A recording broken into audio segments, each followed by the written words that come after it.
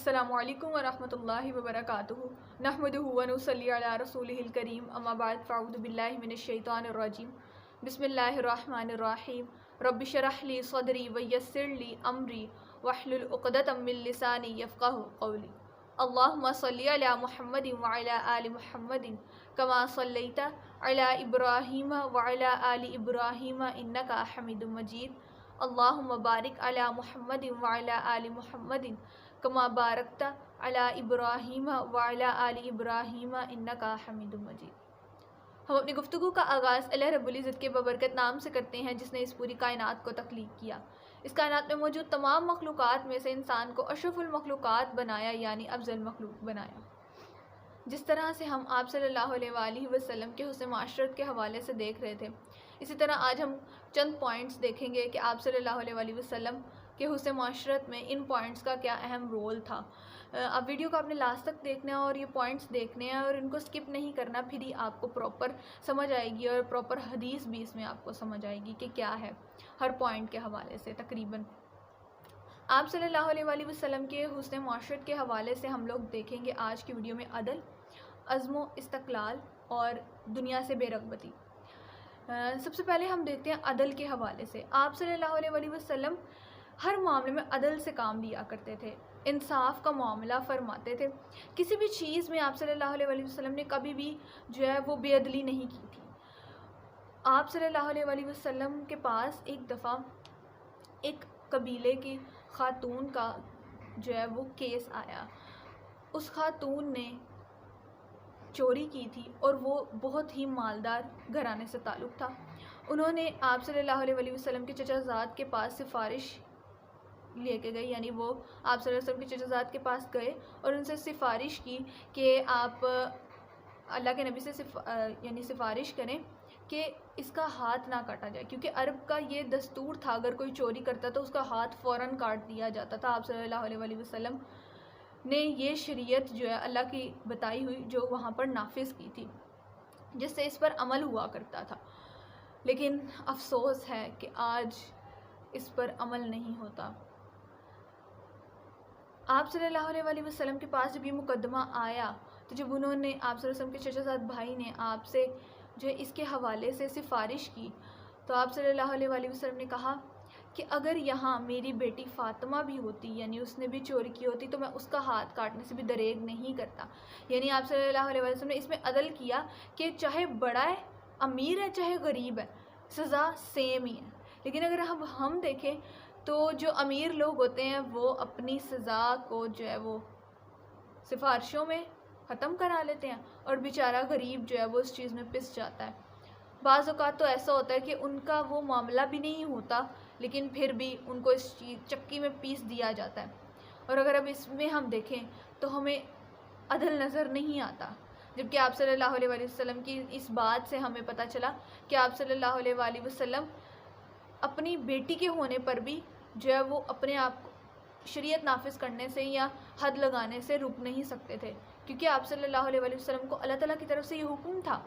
یہ ہمارے قرآن میں بھی ہے کہ اگر کوئی چوری کرتا ہے تو اس کا ہاتھ کاٹ دیا جائے، یہ چیز۔ لیکن اللہ رب العزت ہمیں اس پر عمل کرنے کی توفیق عطا فرمائے۔ اسی طرح سے ہم دیکھتے ہیں عزم و استقلال۔ آپ صلی اللہ علیہ وآلہ وسلم عزم و استقلال کے پیکر تھے۔ آپ صلی اللہ علیہ وآلہ وسلم کے اوپر جب کفار مکہ کا ظلم اور تشدد زیادہ ہو گیا، یعنی انہوں نے آپ صلی اللہ علیہ وسلم کو اس چیز سے منع زیادہ کرنا شروع کر دیا کہ وہ اسلام کو نہ پھیلائیں، تو آپ کے چچا نے کہا اپنے بھتیجے سے، یعنی آپ صلی اللہ علیہ وسلم سے کہا کہ آپ اس چیز سے رک جائیں، سٹاپ کر دیں، ان کے بتوں کو سے منع نہ کریں۔ تو پھر آپ صلی اللہ علیہ وآلہ وسلم نے کہا تھا کہ اگر یہ میرے دائیں ہاتھ پر سورج اور بائیں ہاتھ پر چاند بھی رکھ دیں تب بھی میں اللہ رب العزت کی تبلیغ کرنے سے باز نہیں آؤں گا، میں اپنے کام سے پیچھے نہیں ہٹوں گا، چاہے میرا دم ہی کیوں نہ نکل جائے۔ میں اس کو یا تو اللہ تعالیٰ کے اسلام کی، اللہ تعالیٰ کے نام کی جو ہے وہ تکمیل ہوگی، اسلام کی تکمیل ہوگی، یا تو میرا دم نکل جائے گا۔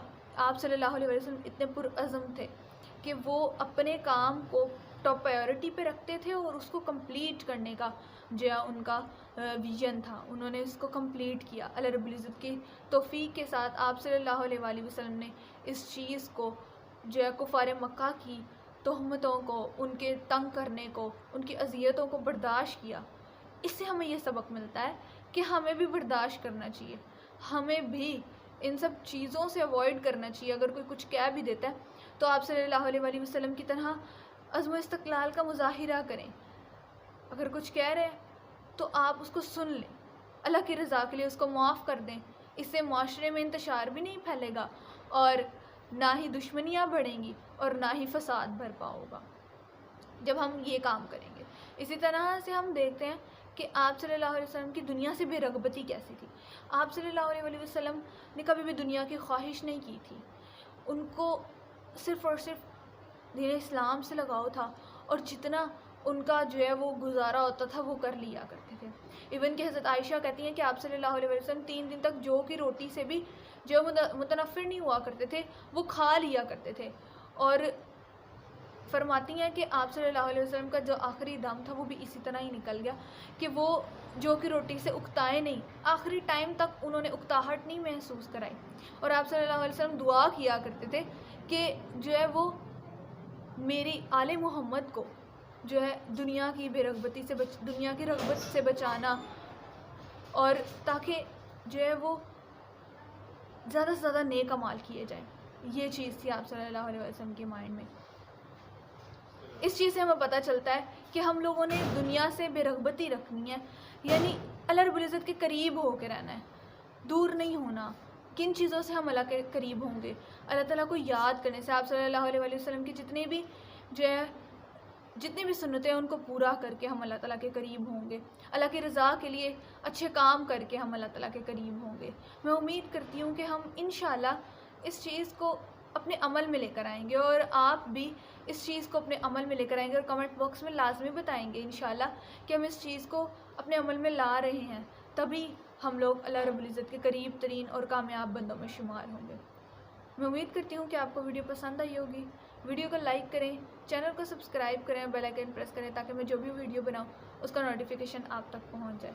جزاکم اللہ خیر۔ السلام علیکم ورحمۃ اللہ وبرکاتہ۔